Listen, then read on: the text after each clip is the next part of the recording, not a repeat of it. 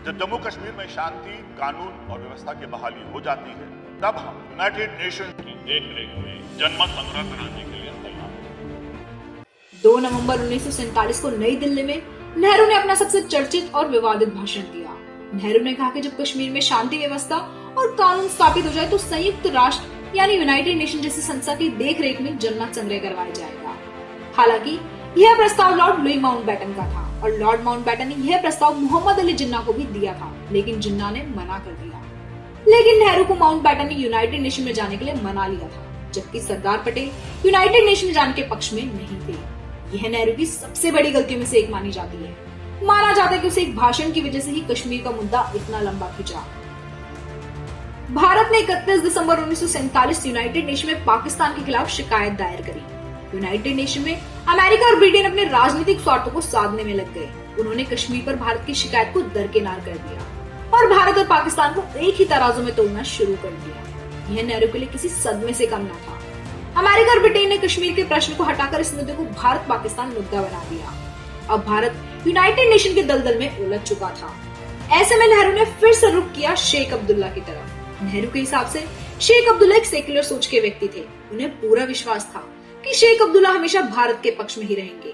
लेकिन आगे चलकर नेहरू की यह सोच भी गलत साबित हुई और खुद नेहरू को 1953 में शेख अब्दुल्ला को जेल में डलवाना पड़ा। हालांकि शेख अब्दुल्ला के अति महत्वाकांक्षी चेहरे को सरदार पटेल ने बहुत पहले ही पहचान लिया था और इसके लिए सरदार ने नेहरू को आगाह भी किया था। लेकिन नेहरू ने सरदार की राय को ज्यादा महत्व नहीं दिया। मार्च 1948 में नेहरू के दबाव के चलते महाराजा हरि सिंह को शेख अब्दुल्ला को अपना प्रधानमंत्री बनाना पड़ा। शेख अब्दुल्ला जो जो कहते गए नेहरू करते गए। शेख अब्दुल्ला ने मेहरचंद महाजन और महाराजा हरि सिंह की कश्मीर मसलों पर दखल अंदाजी को नेहरू को कह के बंद करवा दिया, जिससे महाराजा हरि सिंह को 6 महीने के लिए कश्मीर छोड़कर जाना पड़ा और आहत महाराजा हरि सिंह पंचतत्व में विलीन हो गए। महाराजा हरि सिंह और मेहरचंद महाजन के हटने के बाद शेख अब्दुल्ला निरंकुश हो गया और फिर धीरे धीरे शेख अब्दुल्ला की महत्वाकांक्षा बाहर आ गई। जवाहरलाल नेहरू को शेख पर इतना भरोसा करना गलत साबित हुआ, जिससे कश्मीर का मुद्दा कभी सुलझ नहीं पाया। हमने आपको पिछले एपिसोड में बताया कि कैसे महाराजा हरि सिंह ने अपने एक विशेष अफसर के जरिए नेहरू को इंस्ट्रूमेंट ऑफ एक्सेशन की चिट्ठी को पहले ही भिजवा दिया था। 25 अक्टूबर 1947 को लॉर्ड माउंटबेटन, सरदार पटेल और डिफेंस काउंसिल की कश्मीर की सैन्य मदद के लिए मीटिंग हुई, लेकिन इस मीटिंग में नेहरू ने इस चिट्ठी का कोई जिक्र नहीं किया, क्योंकि महाराजा हरि सिंह ने इस चिट्ठी में शेख अब्दुल्ला की प्रशासन में भूमिका की कोई बात नहीं लिखी थी। इस मीटिंग के बाद वीपी मेनन को जम्मू महाराजा हरि सिंह के पास भेजा गया, जिसमें इंस्ट्रूमेंट ऑफ एक्सेशन और शेख अब्दुल्ला की प्रशासन में भूमिका की चिट्ठी थी। वीपी मेनन का पूरा नाम गोपल्ला पंगुन्नी मेनन था और ये उस समय भारत सरकार के रियासत मंत्रालय के सेक्रेटरी थे। इनकी भी रियासतों के विलय में अहम भूमिका रही।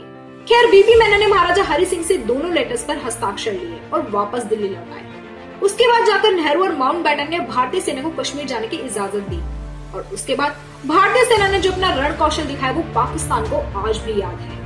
इतिहासकार मानते हैं कि नेहरू ने समय पर महाराजा हरि सिंह से इंस्ट्रूमेंट ऑफ एक्सेशन ले लिया होता और शेख अब्दुल्ला को कश्मीर प्रशासन में लेने की जिद नहीं की होती, तो पूरा कश्मीर तभी भारत का हिस्सा बन चुका होता और भारतीय सेना को भी आजादी के तुरंत बाद युद्ध में नहीं उतरना पड़ता।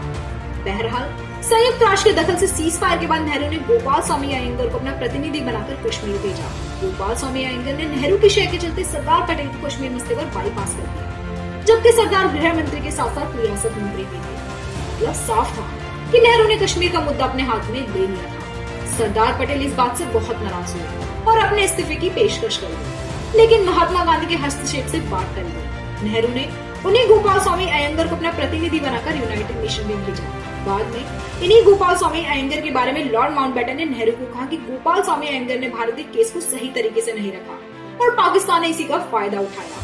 लॉर्ड माउंटबेटन के हिसाब से नेहरू का गोपाल स्वामी अयंगर को यूनाइटेड नेशन भेजना सही साबित नहीं हुआ।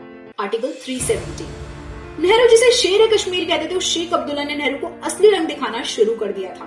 सरदार पटेल ने बहुत पहले ही नेहरू को शेख अब्दुल्ला के बारे में कई बार आगाह किया था, मगर नेहरू ने सरदार की बात को दरनिकार कर दिया था।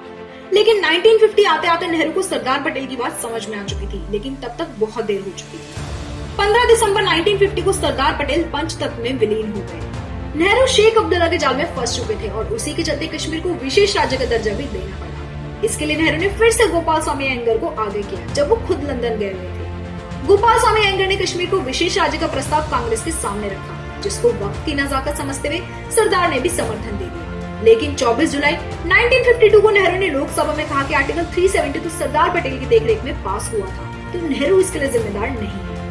यह कह के नेहरू तो अपना पल्ला झाड़ गए, लेकिन कश्मीर का नासूर को पीछे छोड़ के गए। कुछ लोगों का मानना यह है कि नेहरू की जगह यदि सरदार पटेल भारत के पहले प्रधानमंत्री बनते तो कश्मीर कभी मसला ही नहीं बनता। आपका क्या मानना है? नीचे कमेंट बॉक्स में जरूर बताएं।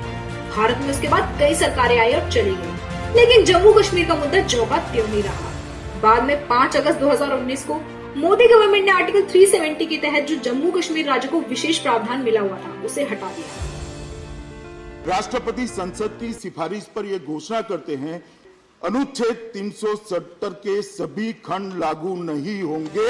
लेकिन क्या उसके बाद भी हालात सामान्य हो गए हैं? क्या कश्मीरी पंडित अपने घर वापस जा पाए हैं और क्या कश्मीर में आतंकवाद खत्म हो गया है? यह देखेंगे हम कश्मीरियत वर्सेस भारतीयता के अगले एपिसोड में।